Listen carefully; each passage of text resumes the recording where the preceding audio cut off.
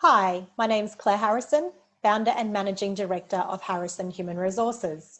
What are the other provisions available to JobKeeper eligible employers, in addition to the three directions that we've spoken about on the earlier videos? So they are, and they're request and agreement rather than directions like the other three that we've spoken about.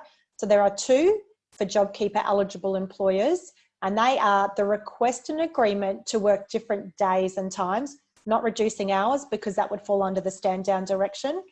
And there's also the request and agreement to take annual leave. So qualifying employers, and again, if you're unsure about whether you qualify or not for JobKeeper, you should check with your accountant or with Yield Advisory. But qualifying employers are able to request and agree with an eligible employee, being a JobKeeper eligible employee, that they will perform their usual duties on different days or times than usual. The employer needs to make sure that the change is safe and the employee's usual hours of work aren't reduced. So we're not reducing hours of work.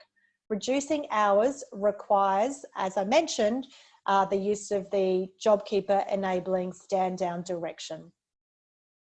So in regard to the request to take annual leave, it's a new provision for qualifying JobKeeper employers, and that is to request eligible employees, being JobKeeper eligible employees, to take a period of annual leave, keeping a minimum of a 2-week balance of annual leave. They agree in writing with an employee to take the leave at half pay is also an option for twice as long. So they're the two parts. One is the taking of the annual leave, and there's the option to take it at half pay. So the employees on half pay still accrue leave in their usual leave basis, and any redundancy or payment in lieu of notice of termination is at their normal rate of pay, importantly. Employees cannot unreasonably refuse the employer request to take annual leave. So that's different from the normal provisions.